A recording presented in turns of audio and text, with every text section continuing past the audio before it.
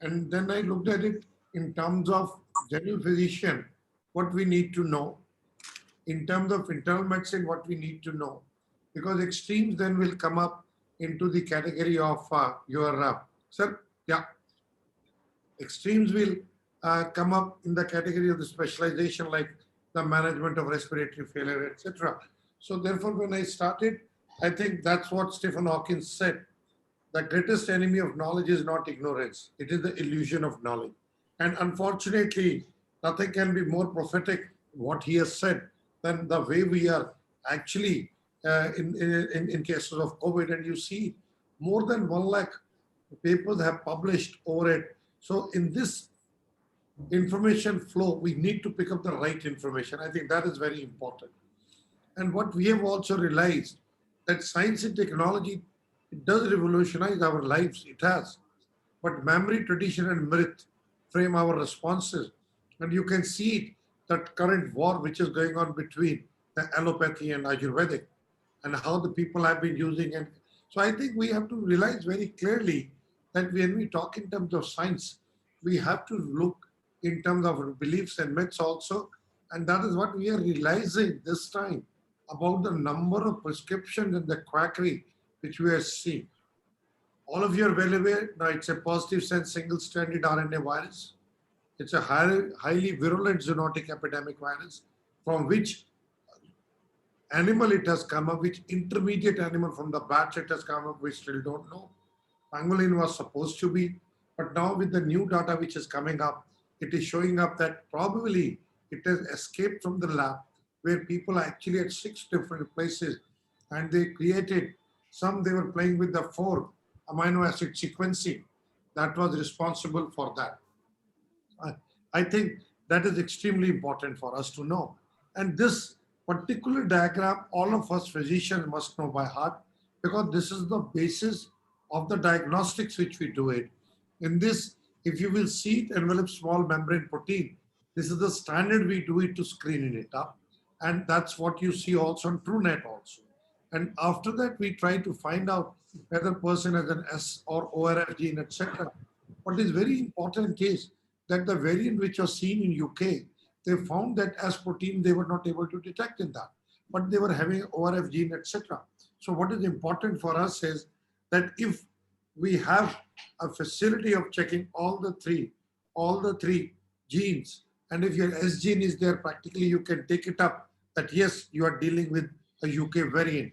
But now, from the variant of concern which we had it in December, January, we are now having a double mutant or the Delta variant, which is called as B6171 or 2. They have become an area of concern. So today, the epidemic in this country is driven by our homegrown double mutant virus. Next, please, sir. When you see the risk factor for the severe disease, all of us should know it. Now, all of you are aware about it, but for me, the most important is the overweight, which we call as a person from the good families who have a little cheeky, bulky faces, bull necks. That's what we look at it. Diabetes, yes, it does. But most of the time, when you see it with the diabetes, I will simply say that anybody who has a physical structure, something that of a metabolic syndrome, is a person who's likely to have it, because chronic inflammation is there. So it adds to it. Along with it, any other hematological or immune mechanisms which alters your immunity can be there. But now, looking at so many cases, what is coming to me very important is a family history of a severe COVID. You must be seeing one after one, another person are having severe COVID within a family, but their daughter-in-laws, their son-in-laws are not affected. I think that is very important. The gene, the host immune response is deciding how a person is going to act upon. But nevertheless, chronic lung disorders, in particular asthmatics and COPD, you need to be extremely careful. And we are seeing it in immunocompromised state. But nevertheless, with the availability of monoclonal cocktail, things are becoming recently, they're better. Recently, I happened to give it to an 87-year-old lady with polycythemia vera. And another way you have to be careful is the people who are having a chronic liver disease. They also tolerate this extremely poorly. And kidney also is not good, but chronic liver disease is much more worse outcomes than your chronic kidney disease. Next, please. Now, these are the venous thromboembolism which we have been discussing, talking about. It should rather be called, instead of venous thromboembolism, my dear friends, is as immunothrombosis.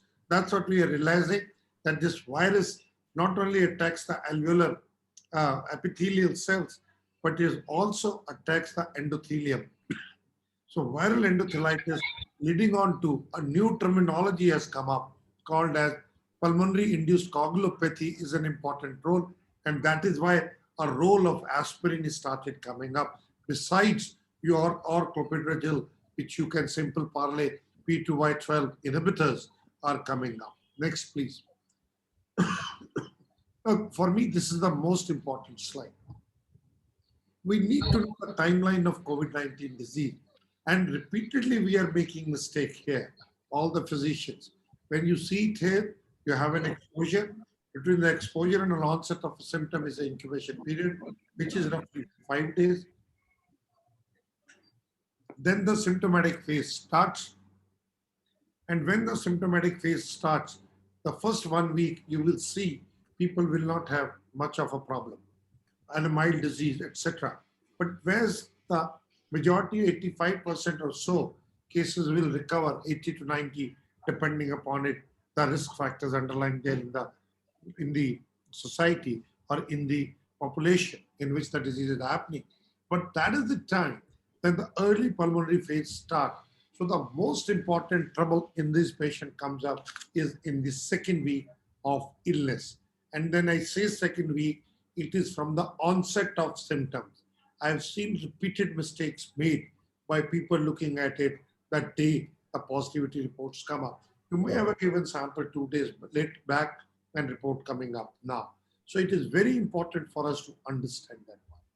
And then as the things happen, majority should recover at this point of time. But another a small group of people will go into cytokine storm, or what you called as macrophage activation or multi-organ dysfunction. So from the early pulmonary phase, the jargon has come up. On radiology, we have started picking it up. And from there, it goes to a hyperinflammatory phase. Either the patient, if you appropriate timing treat it, they will recover. If you don't do that, they will ultimately die. And because of this unchecked hyperinflammation and subsequent dysregulated immune response, leading on to these problems which are there. So my dear friend, this is the most important slide where you will see in first week, you will have minimal symptom. People give you history after history. साहब बुखार हुआ, गला खराब हुआ, ठीक हुआ, पता नहीं एक हफ्ते के बाद क्या हुआ, and 3 or 4 days or 5 days down the line, person had breathlessness and died. And that is what is happening. And for us, whole emphasis is on the second phase, that is the second week. Next, please. So this is a biphasic illness. That's what I'm trying to say. That very clearly says, if we take one message today, that is what it is. So what you see here is that from the pre-symptomatic phase, you have a viral genome. And you will see, again, on the symptom day of second and third, you will have the highest viral loads. And that is the time when we should go for the viral checking, both with RT-PCRs or with your rapid antigen testing. And then you will see that the hospitalization comes around day 8 of the illness, 7th or 8th of it. And that's where the shortness of breath starts coming up, which gradually goes up, develops ARDS, severe disease, getting admitted into intensive care units. So, and this is the time when you will see that at around 4th or 5th day, the antibodies start coming up. And gradually around 2nd to 4th week, they become very important. And that is the reason that plasma was never recommended in this phase. And same is true regarding interferons, and same is true also about the cocktail of monoclonal antibody. Out of 100 patients, you will see 15 to 20% of the population is only going to develop the second phase. So please remember these two slides when you're following your cases, because it is the second week, second week, second week. Next, please. Now, these are the signs and symptoms. All of you are very well aware about it. But remember one thing, loss of taste and smell has the same significance as is the RT-PCR positivity. So if somebody comes and tells you loss of taste or smell, It is for all practical purposes COVID and nothing else. We are seeing different syndromes which are coming up. But remember, diarrhea, late onset conjunctivitis is also not uncommon, especially when people start getting multi-system inflammatory syndromes, which people are talking a great a lot about it. It's happening in children. But again, people will have cough, sore throat. They may have confusion, especially elderly, and they may have a non-specific pain chest, which can come up, or pleuritic pain chest, either because of thrombosis or embolism, but primarily because of the peripheral location, subpleural location, and that's what we see. Next, please. Etiological diagnosis you can only make either directly, the gold standard will be viral RNA or antigen, and indirect will be through the antibodies which we are looking at. But remember one thing, today with vaccination, people are going for antibodies check. It is very important which vaccine you have taken. If you have taken Covishield, then you need to go for the spike proteins. But if you have taken Covaxin, any of them can be positive, but they may disappear. And end of the day, again, anti-COVID, anti-spike protein antibodies or neutralizing antibodies, if you really ask me, are the key. But nevertheless, they are more for the serosurveillance purposes and not from looking at the effect of vaccination. They tell you. But by and large, we go with today with RT-PCRs, preferable ones, and if you want a rapid diagnosis, then you go for RAT or rapid antigen testing. Next, please. These are the tests which we do with the rapid antigen testing, which like I had this time, COVID. So I just asked my lab technician because I had that availability. It was positive there. So by and large, we are seeing more rapid antigen testing positive this time than what we saw last time.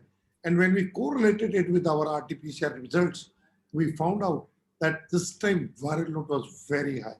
And it goes with the double mutant and also with the UK mutant, that you find that they are having a very steep straight curves. We have very strict straight curves. And last time we have very gentle slopes which were there. So because of this very reason, we are finding that rapid antigen testing is positive. But if your test is positive, no need to go for RT-PCR. But if it is negative, clinical suspicion is go for RT-PCR. But please do remember, RT-PCR again can be negative in 20% A. And secondly, which test are you using for? There are few tests which are extremely sensitive. The standard RT-PCR which are using are pretty good at it. But if you're using GeneXpert, it is a highly sensitive test and may stay positive for a longer point of time. Their cutoff values are very different, and they can pick up to 40 or 30 cycle, 45 cycle threshold, where the standard one will pick up only up to 36 to 38, sometimes extendable up to 40. Therefore, we need to know which particular test has been done. Same is true for TrueNAT. Next, please. So this is the serological timeline in COVID patients. Most of the time when you see an earlier phase is a replication of the virus. Later on when people are coming to us with the breathlessness, lung injuries, when they have ignored their thing, we are using it for a retrospective diagnosis, but primarily its use is in serosurveillance, not otherwise. The lateral flow is nothing else, but it is a bedside, like you have immunochromatographic test, which you do for scrub typhus, which you do for dengue. That is a lateral flow. Standard one is ELISA, but you can also use it through Camillosens. Their values will be different. And finally, we also do neutralizing antibody testing. Next, please. So if somebody comes to you as a COVID suspect, what we are following up is practically a simple one. What ICMR is also saying, that you do a rapid antigen testing. If it is a positive COVID case, you get a diagnosis in 30 to 40 minutes, less than 30 minutes after taking sampling and all. But if it is a negative, if there is an urgency, then you go for the CBNet and TrueNAT, and the CBNet will give you result in less than an hour. Same is true for TrueNAT. And you can make it. They're extremely sensitive tests. They're far sensitive than your RT-PCRs are there.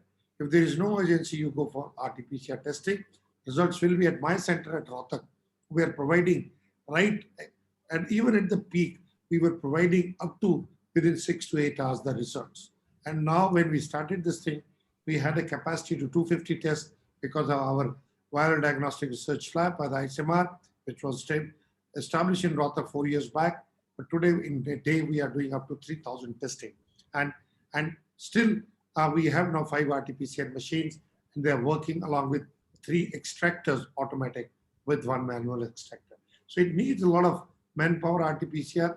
That way CBNet is easier, but it's more expensive. It's an open system, and you can do it with RT-PCR. Once you have closed it, it cannot be done. So if you want it urgently, first is rapid antigen, followed by CBNet or TrueNet. That again we must remember. Urgency we require for the surgical procedures or for the dead bodies, or sometimes we need it like people coming and flying outside, even there also, but then you have to write RT-PCR based system because these systems are based on RT-PCR. Now then the radiology comes. It's extremely sensitive, and that is where the controversy has also happened. At what level of positivity we should go up? They're suggestive, definitive with your microbiological or your genetic testing. If you see, the A shows you classical ground glass. B is the classical crazy paving. Pattern receptor is there. Then you have a consolidation. Now we have started looking at it, at different pathophysiological or phenotypes and their responses to the management. But what is important is when these are there, they have been divided into mild, moderate, and severe. And there have been different definitions, one which takes up severity up to 25, another which takes up to 40. They're arbitrary depending upon how much each lobe has been involved. Now, you have total 20 bronchopulmonary segments, and according to that, there are 18 bronchopulmonary segments, and according to that, people have tried to put it up, how many in the upper lobe, middle lobe, lower lobe, like. So what they have done is basically on both sides, they have divided into right upper lobe, left upper lobe, right middle lobe, right middle lobe, left middle lobe, both lower zone. So idea for them primarily is that, all right, let's pick up. And you will see very interesting phenomena this time. Some people feel hypoxic when they're sitting. Some people feel hypoxic when they are lying down or on their sides, or they improve. That tell you which area of lung is involved. And for the first time, you can very clearly see the basic physiology of the lung right at the clinical bedside. If you have both lower lobes are involved, people are having orthodeoxia. That means oxygen saturation lowers when they sit, but when they lie down, it improves. If you have a right lung involved, if you take a left side, it comes much better. Similarly, when you put yourself prone or you tell your patients to prone, they improve. Small percentage don't improve when we see that posterior aspect of the lungs are involved significantly, whether in the upper or the lower lobe. So it is giving us a beautiful elicitation of the perfusion which takes place along with ventilation. Now they are using CORAD. It has nothing to do. It is basically to tell you how confident are they to suggest whether the person has got COVID or not. So you don't go by severity by CORAD scores, 1, 2, 3. You go by the CD scoring system. The severity is whether it is the scoring system they have used, the denominator is 25 or 40. Both are justified, both are seen, and both are validated. Next, please. Now, if you're finding out, this is again a common problem, my dear friends, you are suspecting that person has a COVID. It is RT-PCR negative. People feel very happy, but we are seeing a lot of these people are landing. If you have the facility, rule out other respiratory disorders.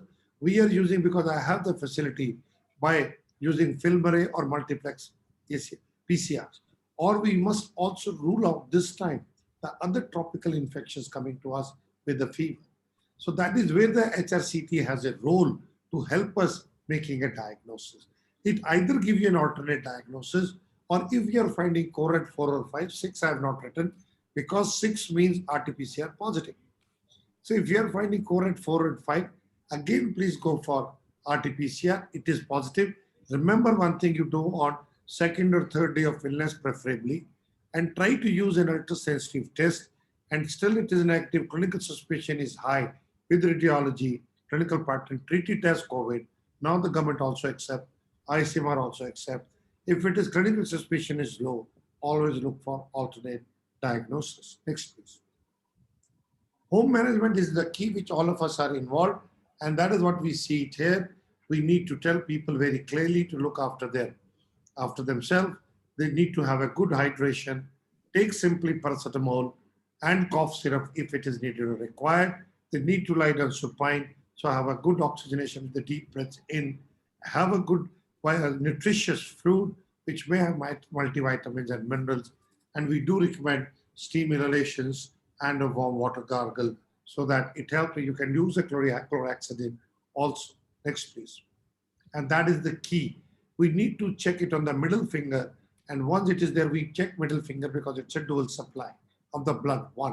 Once it has been put up, please wait for a minute so that, and there should not be no nail paint on it.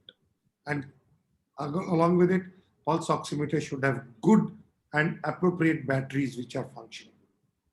And once that is there, you wait for a minute, and then after that, put it in a lying down supine position also, and ask person to do a 6-minute walk test. If your drop of saturation is more than 3%, or person becomes less than 90%, or say 97 comes down to 94 or so, it is positive. You need to take an X-ray, and person needs upgradation or upscaling of management. Next, please. How you identify people at risk? It's a very simple scoring system used in UK, which we are practicing in Haryana. First thing, we look at age, which is a clinical parameter. Second thing, you look at respiratory rate. When you are talking to somebody in video chatting, you can easily calculate the respiratory rate. Then you look at oxygen saturation and pulse rate, which will come to you from the SpO2 pulse oximetry. Then supplemental oxygen, if you are giving, you will know it. The answer is only yes and no. Person at home is taking oxygen or not, you can immediately make it out. Blood pressure, fair enough. If even that is not there, please go by heart rate. Consciousness, again, is a clinical feature. It's far more important in elderly, actually, more than the younger people. It's in the elderly, like I have seen in my own close families, that is the one thing that people start feeling more drowsy, more sleepy, and temperature. So these are the clinical parameters on the basis of which, next please, if you find out that the score is 7 or high, these are the patients who need to be shifted to the hospital. If it is obviously, and then also tells you the intensity of monitoring. And this we are using in our state now for teleconsultations and also home care settings. And that is what now going to put it up in the different programs which are there. Next, please. Now, donning and doffing, all of you need to know, but parameters certain have changed. Today, if you really ask me, what we need to know is protect our face and the so that we know it is primarily through aerosols or droplets and rest. Obviously, you are covering up, so we have started using more of a surgical gowns, and it has helped and make us comfortable working. But nevertheless, please protect your face, please protect your nose and mouth. And when you're wearing N95, no issues. But if you are having a surgical mask, then it is preferable to have a double mask because it gives you near equivalent to N95, or if it's a European standard, FFP2 particulate size. This is important when you're taking off, so that last thing you must take out is your face mask and wash your hands properly, either with an alcohol rub, and I always say still prefer with the soap and water. Next, please. COVID management, this is something very important. It's a viral disease. Please stop writing doxycycline and azithromycin or day one. And later on also we are finding, unless until you have a clinical evidence of bacterial infection, only then you use antibiotics, not otherwise. Next, please. This is what we are doing in the protocol, which is a little different what we are doing at the national level. But what we are seeing, this is a Haryana protocol we are using. I am using it because by and large, we have same thing what national, all national protocol has been, but the national protocol practically is the same. We do not recommend ivermectin. We do not recommend favipiravir now. We don't give anything except paracetamol. And the people who are at risk, we recommend them budesonide, or if somebody has mild cough, even you can go with a combination with long-acting inhaled corticosteroid. What is very important written in the red, no steroids up to 5 to 7 days of illness. Again, my request to you, please must not write steroids on day one itself. If we have to do, we'll see it after 7 days. Please look at clinical signs of worsening. That is what we always look for. That is unremitting fever, second peak, cough, breathlessness. If person starts having increased respiratory rate, decreased saturation, altered sensorium, all clinical parameters. And we do not recommend any clinical testing or blood test or blood. We do it only fifth or seventh day of illness if person is not responding or continue to have fever, or there is a paradoxical after clearance of the symptom, again they reappear. And we simply go for your CBC, CRP, LDH we go tells you about the liver and the other organ system involvement. But what is very, very important is please never ever forget this blood sugar.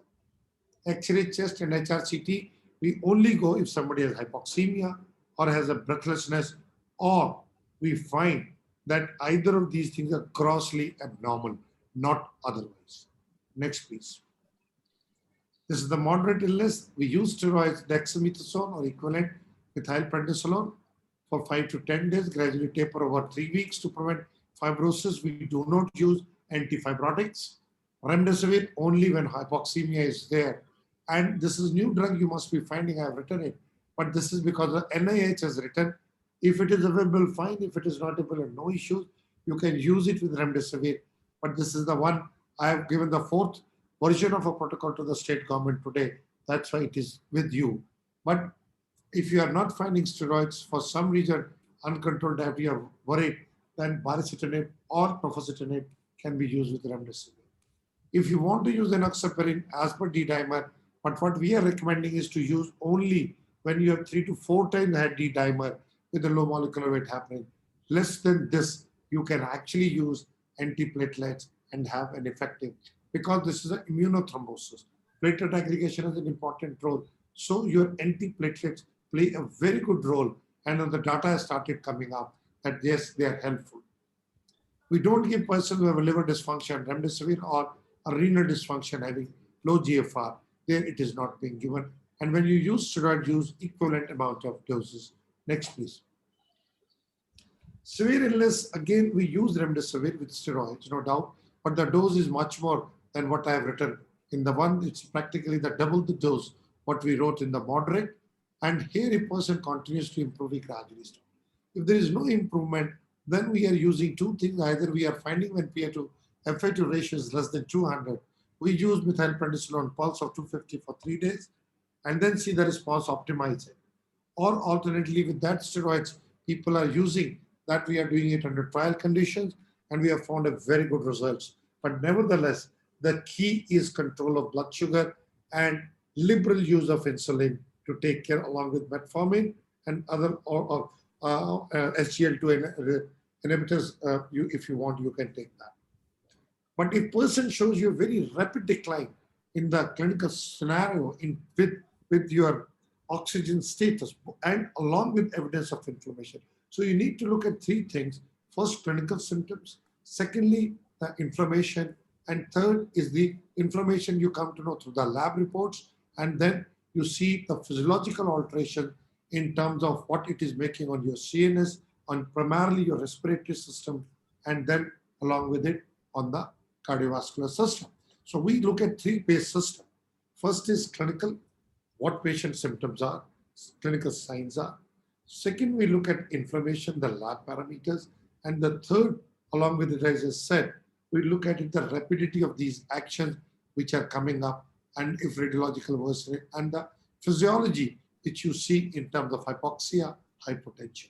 So this is only small subset where you find there is a rapid deterioration over 24 to 48 hours. Oxygenation demands has jumped, and CRP also has gone. We don't do IL-6 today. We simply do with the CRP, which is a very sensitive parameter of inflammation. So if you have rapid oxygen deterioration, if you have a CRP more than 75, where the cutoff values are 10, that means nearly 7.5 to 8 times we use tocilizumab or cetuximab, 1 or 2 cases, but by and large, anti-IL-6 drugs are used. It's only when it is not improving, then we start thinking in terms of alternatives, or if you find, I'm not getting into it. And then, obviously, for some reason, if tocilizumab is not there, then again, we are using JAK1 and JAK2 with steroids, that is quercetinib or tofacitinib. Next, please. This is the protocol we have made for our state for giving the prescription of tocilizumab. People have to fill it. This is applicable for Medanta, for Artemis, or government medical colleges and any other hospital. If with the committee sits down, they see if all these criteria are fulfilled, only then tocilizumab is allowed to use. Next, please. Now, there is a controversial area of steroids in non-small. There are, again, purists on one side, practical pragmatists. What we have come up with the data that if you have two clinical symptoms with lab radiology criteria, only then you should use steroids, not otherwise. And there, if somebody has a persistent high-grade fever or has a recurrence of a fever, developed tachypnea, or has a saturation on 6-minute walk test, or gets a new organ dysfunction clinically, whether it is by the clinical or the lab parameter, has increased work of breathing. What does it mean? If they have intercostal retraction, nasal flaring, sternocleidomastoid are working, and you find that the CRP levels are more than 5 times the upper limit, or on the CT, what we talked in terms of the numbers which we talk is more than 14. Sometimes we take it up to 12 also. If either these three things are fulfilled, two clinical with lab or radiology, then we are using it. But before we prescribe steroid, it is mandatory to have blood sugar levels. If you have a blood sugar levels are high, switch over to insulin therapy. That's what we are giving it up. And recommended doses is steroid 6 milligram of dexamethasone, which is equivalent to 8 milligrams of 6 to 8 mg, and then gradually taper it over 5 to 10 days. That's how we are doing and recommending it. Next, please. This is an oxygen therapy. You start with the small one, gradually you upscale it. But what is very important is if you have an oxygen deficiency, accept lower values, more so in chronic lung disorders. Next, please. This is the summary of physiology and treatment, my dear friend. And this is one slide which I said, remember it tells you everything. So you have gradually picking up an inflammatory response, act them with the corticoids when it is required, but use it judiciously because we are seeing now other complications. So you must look at diabetes. All people we are finding had no idea in their diagnosed first time. And with the steroid, when you do, please see to it, it is taken care and treated accordingly. And oxygen saturate viral application goes down by the 10th day. And that is why remdesivir has not found to be too effective. But remember, in general population, I'm not talking about immunosuppression. And it's a late pulmonary phase, which you see. And there we have patients in intensive care units, which we usually do poorly. Next, please. This is again a long COVID, you are all looking at it. But what is very important is after inflammatory phase, recovery takes place. And these are the people who will come to you with psychological issues. They can have drug side effects, and they will come to you with a prolonged symptom, what you called as a long COVID. They may have a fatigue, or they may have a recurrence of a fever, or they may have a severe myalgias, etc. So when somebody continues to have big features of or symptomatic beyond 4 weeks, then we label it as a long COVID. You need to identify, and if it is, you treat like a chronic fatigue syndrome. But if fever is coming, CRP jumps up, we are using anti-inflammatory, both steroidal and non-steroidal, and the non-steroidal indomethacin or naproxen, or we use colchicine, started using off it, but be careful of diarrhea. If person has been given steroid, tapered off, has it again, it's good to use 10 to 20 milligrams of prednisolone or equivalent amount, and it works pretty well, taking care that sugar is taken care of. Next, please. So prevention is important. You have to play an important role. So double mask, social behavior, distancing are important, and you need to guide your group of patients or their families accordingly. Cross ventilation is the key. That's why one should try to sit more in the open areas, open spaces, keeping a safe distance. Next, please. So vaccinations are important. Right now, we have got killed whole virus vaccination, and we have viral vector. Viral vector is Covishield, whole virus killed is your Covaxin. And we are going to have another viral vector, Sputnik, but as of now, we have 2 vaccines which are available, Sputnik likely from coming month. And probably we should be careful. We should not be hyped about it and try to do it. And that's what the government has also started looking at it. that if somebody has given one shot, we ensure that second shot, like TB treatment, is ready, has been kept safe for that particular person. Next, please. This is the difference between the Covishield and Covaxin that we should know it. They have different chemical ingredient. Both are safe. Looking at a Covaxin, we have to give it 4 weeks the second shot. Covishield, now we know up to 8 to 12 weeks. That's what has been there. But with the double variant, now, initially when I was of this opinion, it should be given 8 to 12 weeks. With double variant showing only efficacy of 33% with first shot and 60% with second shot, we need to relook at it, what we are doing. We should not follow the West blindly. And probably here we may have to come to that back to around 6 weeks or so. Next, please. Coronavirus, you need to be aware about the variants. You all must know. In Indian context, we have a Kappa and a Delta. First, we saw it started from Telangana and later on from Amaravati, and it is practically spread throughout the country. Earlier, we were worried about the UK, South African variants, which are very less effective, and Covishield was not found to be effective. Fortunately, till now, we have seen a lot of breakthrough infections. Data which I was seeing yesterday from PJ Chandigarh, they're showing 4%, not 0.04%. So we need to be careful. And when our colleagues are getting this breakthrough infection, I think the way we have treated it earlier, we must continue to treat it. Antibodies are against what you have been injected, not against the variant. So be careful. Next, please. Mucor is another one, which is the so-called black fungus. Before discussion was the yellow fungus is aspergillus and the white is your candida. And you need to identify. So anybody who has got a pain, foul smell, or has a bloody discharge, think of it. If somebody finds their tooth are getting loosened, especially the upper one, think in terms of it. It's a black patches which is there, which comes up. And what we are finding is that diabetes and indiscriminate use of steroid, add to it a cocktail of antibiotics, antiviral, you have given a free run to this fungus, which otherwise would not have taken place. Today, a data has been published from this country of the 3-month period from 1st September 2020 to 31st December 2020. They saw there was twice the incidence than the normal mucor, and the number one risk factor was the diabetes, or people were not aware about hyperglycemia. So please, for God's sake, control insulin. Insulin not only controls sugar, you all know they have significant anti-inflammatory and other pluripotent effect, which helps us, which people don't realize. Use clean water for humidification. If it is not, boil the water properly, clean your things, and then use it. And drug of choice continues to be amphotericin. It is amphotericin, not that liposomal amphotericin. But yes, if you have a liposomal, fair enough, but the cost jacks up from, let's say, 1,500 to 36,000 rupees, and it is not available. Posaconazole, we are using it, each tablet now costing nearly 500 rupees. Alternative is isopoconazole. There the tablet will cost around 2,000 rupees. It's an expensive treatment. Next, please. So to conclude, my dear friends, it's a disease with myriad of symptoms, from mild ones to life-threatening.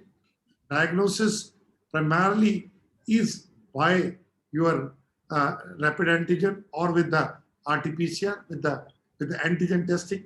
Serology only do for the serosurveillance.